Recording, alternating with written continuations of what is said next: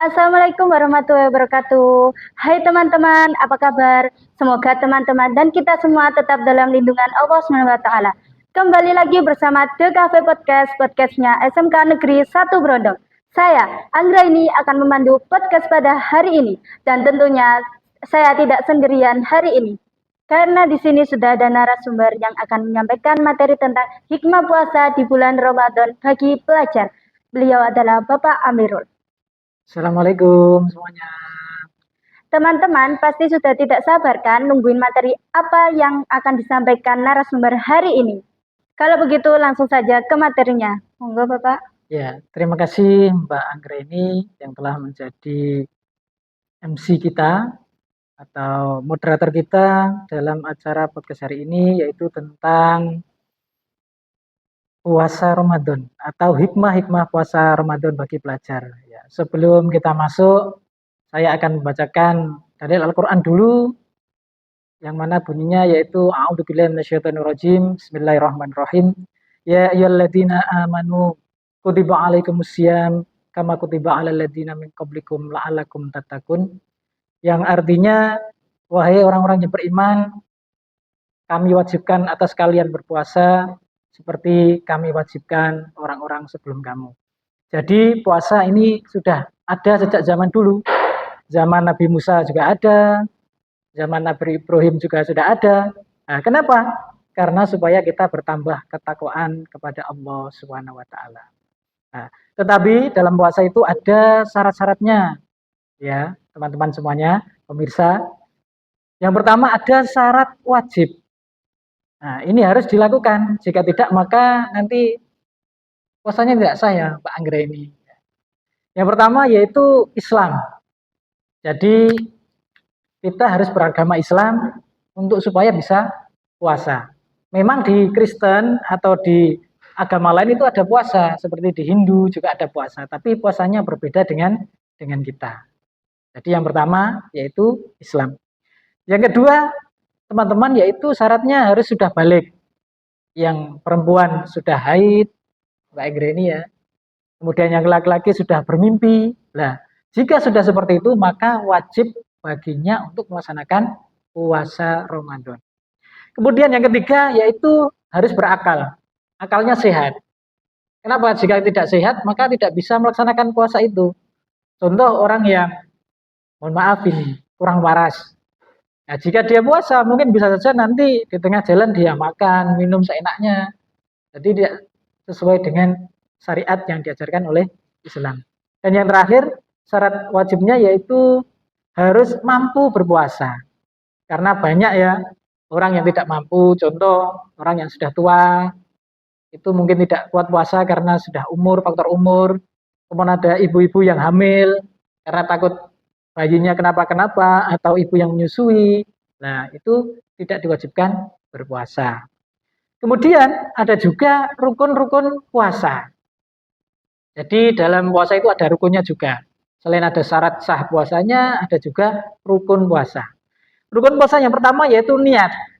Jadi teman-teman, kita wajib berniat jika ingin puasa, yaitu pada malam harinya. Bagaimana kalau kita niatnya itu pada pagi hari atau menjelang subuh atau apa? Lah itu dilarang. Afdolnya adalah ketika malam hari sebelum tidur atau setelah sholat raweh. Nah, itu harus niat. Kenapa? Karena ini adalah termasuk rukunnya puasa. Jika tidak niat, maka puasanya tidak sah.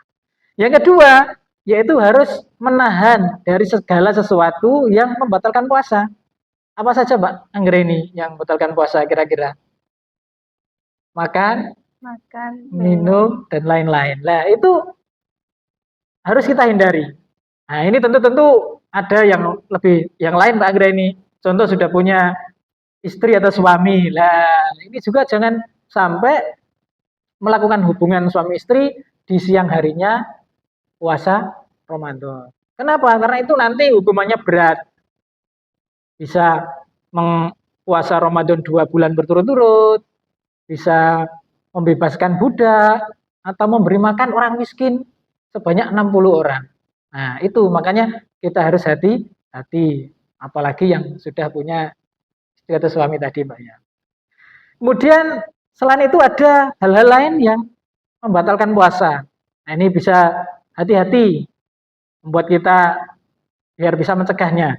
Yang pertama yaitu memasukkan sesuatu ke dalam tubuh kita lewat lubang terbuka. Contoh, mulut, telinga, hidung, atau yang lain-lainnya. Yang bawah juga ada. Nah, itu kalau dimasukkan sesuatu, benda, nah maka batallah puasanya. Itu yang pertama. Yang kedua, memasukkan sesuatu dari tubuh yang tertutup. Nah, tapi ini khilaf. Ada yang mengharamkan atau melarangnya, membatalkan, ada yang tidak. Contoh, suntik. Nah, sebagian ulama itu membolehkan suntik. Tapi ada sebagian ulama yang lain tidak membolehkan. Itu membatalkan puasa. Nah, seperti itu. Jadi kita bisa ikut yang mana? Bisa ikut yang golongan yang boleh atau golongan yang tidak boleh. Kemudian yang ketiga yaitu muntah dengan sengaja. Ya, karena kita mungkin ingin segera buka puasa atau ingin apa, ya, dengan cara muntah sengaja memasukkan sesuatu dalam mulut sehingga muntah. Nah, itu juga dapat membatalkan puasa. Kemudian yang keempat, bisa menyentikkan sesuatu ke, mohon maaf ini ya, kubul atau dubur dalam itu bahasa Arabnya.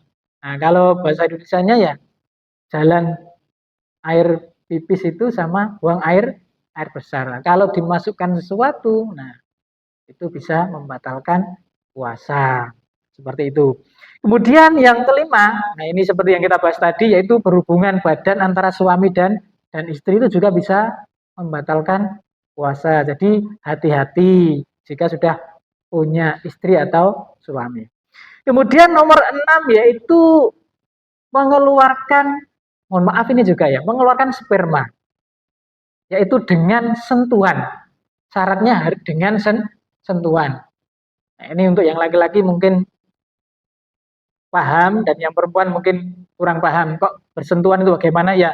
Disentuh. Nah, alatnya itu, alat kelaminnya disentuh sehingga keluar sperma tadi.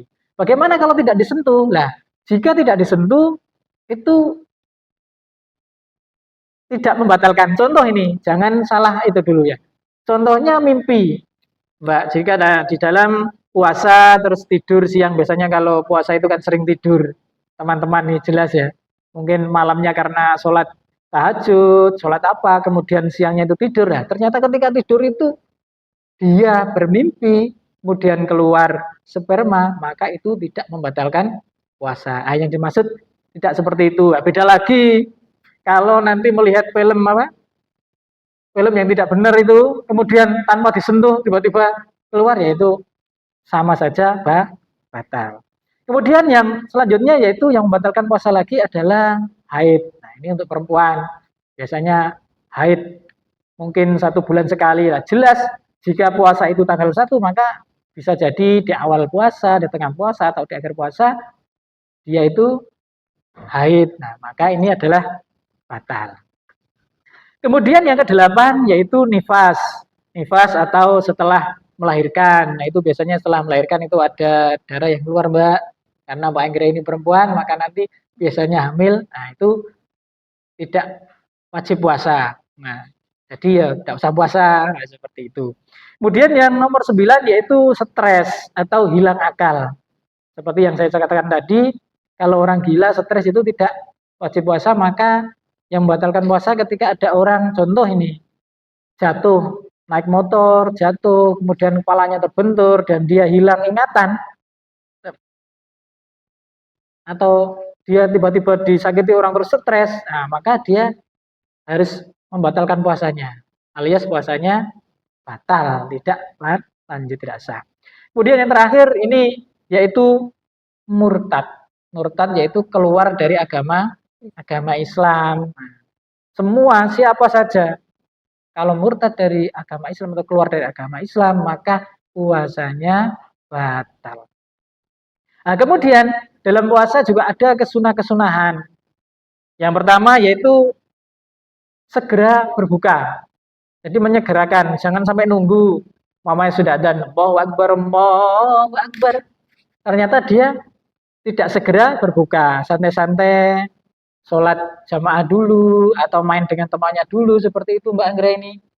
Nah itu tidak boleh, atau tidak mendapat kesunahan. Tapi jika ketika ada adzan langsung dia membatalkan diri, nawaitu sumanggu, apa doanya itu ya Mbak Anggra ini? Wabarakatuh. Oh iya, Allahumma laka sumtu wa bika amantu ala rizqatartu birahmatika ya arhamar rahimin. Nah, bisa seperti itu. Kemudian langsung minum air putih atau dengan kurma, itu yang disunahkan. Tapi kalau jika tidak ada ya boleh dengan yang lain. Kemudian yang kedua yaitu mengakhirkan sahur. Kenapa? Karena di dalam sahur itu ada berkah. Inna fis sahur barokatun. Nah, berkah yang dimaksud di sini menurut Imam Ghazali adalah bertambahnya kebaikan. Jadi bisa jadi dengan sahur itu maka puasa kita menjadi lebih baik. Kemudian amal-amal kita yang lakukan di bulan Ramadan itu menjadi lebih baik. Nah, kenapa? Karena ditingkatkan oleh Allah menjadi 1000 kebaikan. Jika hari-hari biasanya mungkin sholat jamaah itu 27 derajat ya, Mbak Ingrainya ya, nah, teman-teman semua ya. Tapi jika puasa maka akan ditingkatkan menjadi 1000 atau 2700 atau 27.000 derajat. Nah, seperti itu. Kenapa? Karena puasa ini punyanya Allah. As-saumu li wa ana ajzibihi. Puasa itu saya dan saya akan memberi pahala. Ya terserah Allah mau memberi berapa. Makanya itu teman-teman Mbak Anggra ini kita niatkan puasa kita ini dengan niat yang baik supaya kita bisa mendekatkan diri pada Allah dan mendapat ampunan Allah Subhanahu wa taala. Yang terakhir yaitu tidak berkata-kata keji, kotor dan lain-lain. Nah, kenapa? Karena banyak kam min ummati laisa lahu shaim illal ju' wal atos. Banyak dari umat Nabi Muhammad khususnya itu tidak dapat puasa apa-apa kecuali mendapatkan lapar dan dahaga saja. Kenapa? Karena mulutnya tidak dijaga. Biasanya wanita-wanita atau perempuan-perempuan yang Mbak Anggra ini mohon maaf itu seringkali gibah, ngerasani dan lain-lain. Kalau yang cowok-cowok teman-teman itu biasanya main game itu kata-katanya keluar. Dia kalah, langsung kata-kata ajaibnya keluar. Nah, itu bisa mengurangi pahala puasa. Jadi untuk kita, mari teman-teman, pemirsa semuanya, Mbak Agra ini, khususnya saya juga, untuk menjaga ini. Nah, ini mulut ini, supaya tidak berkata kata yang buruk. Nah, mungkin itu yang dapat kami sampaikan. Terima kasih. Assalamualaikum warahmatullahi wabarakatuh. Wah, materinya bagus banget Bapak. Baik, sebelumnya teman-teman ingin bertanya kepada Bapak, hari-hari apa saja sih yang diharamkan untuk berpuasa? Oh, baiklah Pak Anggra ini. Kan saya jawab hari-hari apa saja yang diharamkan untuk berpuasa. Memang ada hari-hari di mana hari tersebut kita dilarang berpuasa Mbak Anggra ini. Yang pertama yaitu pada hari raya. Hari raya dua ya. Hari raya Idul Fitri dan hari raya Idul Kurban. Kenapa? Ya karena namanya juga hari raya, kita merayakan kemenangan kita. Maka di situ kita haram untuk berpuasa. Kemudian yang kedua ada hari Tasrek. Hari Tasrek yaitu hari 3 hari setelah hari raya Idul Kurban. Kenapa? Lah itu kalau di Indonesia itu kebalikan ya Mbak. Kalau di Indonesia itu yang ramai adalah hari raya Idul Fitri. Sedangkan hari raya Kurban itu agak sepi kalau di Indonesia. Tapi terbalik kalau kita ke Arab, ke Mekah. Di sana itu kebalikannya. Maka hari Tasrek itu masih pesta, rame-rame. Kenapa? Karena di situ ada menyembelih binatang. Nah, jika binatangnya banyak maka butuh 1 sampai 2 hari. Kemudian memakannya juga butuh waktu. Makanya pada hari tersebut, dari Tasrek tersebut diharamkan untuk puasa. Kemudian yang nomor 3 adalah hari Syak. Hari Syak itu adalah hari yang keraguan-raguan. Contoh kemarin tanggal berapa itu? Tanggal 28 ya Februari. Itu kan besok itu puasa apa tidak? Puasa apa tidak? Lah itu namanya Syak. Nah, jika kita puasa ternyata belum atau kita belum puasa ternyata puasa, atau sebaliknya karena masih ragu lah itu diharamkan. Makanya kita disuruh ada menunggu pengumuman dari pemerintah dan lain-lain itu supaya kita tidak ragu. Demikian Mbak Anggreni. Pertanyaan selanjutnya, apa saja sih hikmah puasa Ramadan bagi kita seorang pelajar? Oh iya Mbak Anggreni, memang banyak ya itu hikmah puasa Ramadan untuk pelajar. Yang pertama ada hikmah. Hikmah itu saya jelaskan dulu ya. Hikmah itu manfaat, termasuk juga manfaat. Yang pertama yaitu untuk fisik. Fisik. Nah, bagaimana orang puasa ketika puasa Ramadan itu fisiknya? Insya Allah akan sehat. Karena di situ ada dalil juga sumu fasihu. Berpuasalah maka engkau akan sehat. Kenapa bisa sehat dia? Karena apa yang kita makan di dalam perut itu bisa menyebabkan penyakit dan setiap setahun sekali harus dibersihkan yaitu dengan puasa. Itu salah satunya. Yang kedua manfaatnya adalah anak-anak atau pelajar-pelajar itu menjadi lebih disiplin. Biasanya bangunnya jam 6 pagi atau mungkin telat ya subuhnya. Biasanya subuh jam 4 tapi dia tanginnya bangunnya itu jam 5 atau lain. Maka ini jam 3 sudah bangun untuk makan sahur. Nah, jadi selain sehat maka juga dapat disiplin. Kemudian yang hikmah yang kedua yaitu mental. Yang mana orang yang berpuasa itu cenderung mentalnya akan bagus. Kenapa? Karena dia mengharap ridha Allah. Jadi setiap malam itu mungkin dia akan semangat untuk mengerjakan ibadah. Nah, selain tadi itu fisiknya kena, mentalnya juga kena. Dan menurut studi yang diterbitkan oleh jurnal Frontis Psikologi menerangkan bahwasanya barang siapa puasa 10 jam ini ya, 10 jam ini, maka suasana hatinya bisa tenang. Seperti itu. Jadi kalau puasa itu tenang. Nafsunya tidak bergejolak seperti itu karena puasa. Nah, kemudian yang nomor ketiga yaitu hikmah spiritual atau manfaat secara spiritual. Yang pertama yaitu meningkat kualitas ibadahnya. Dari biasanya nggak pernah, mungkin sholatnya masih bolong-bolong, tapi ketika Ramadan dia sholatnya penuh. Nah, selain penuh, dia juga sholat berjamaah. Nah, itu juga sangat pengaruh. Kemudian juga takwanya bertambah, rasa syukurnya bertambah. Kemudian yang paling penting yaitu bisa mengendalikan hawa nafsu. Nah, memang nafsu itu sulit dikendalikan. Nah, pengapesan nafsu adalah puasa. Jadi teman-teman silakan puasa yang serius. Kenapa? Man shoma Ramadhana imanan wahtisaban ghufira lahu ma taqaddama min dzambihi.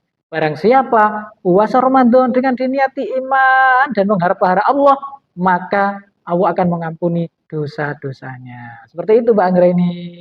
Wah, baik Bapak. Jadi saya dan teman-teman sangat paham. Jadi kesimpulan pada materi hari ini yaitu puasa merupakan menahan diri dari segala yang membatalkan puasa mulai dari terbit fajar hingga terbenam matahari. Adapun hikmah-hikmah puasa yaitu hikmah fisik, hikmah mental, dan hikmah spiritual. Terima kasih banyak Bapak Amirul atas waktu dan ilmunya. Ya, sama-sama Mbak Anggreni. Semoga kita semua lebih semangat lagi dalam beribadah, khususnya di bulan suci Ramadan ini. Dan keberkahan selalu menyertai kita. Jangan lupa teman-teman like, comment, share, dan subscribe. Saya Anggraini dan Bapak Amirul pamit undur diri. Sampai jumpa di DKV Podcast selanjutnya. Wassalamualaikum Assalamualaikum warahmatullahi warahmatullahi wabarakatuh. wabarakatuh.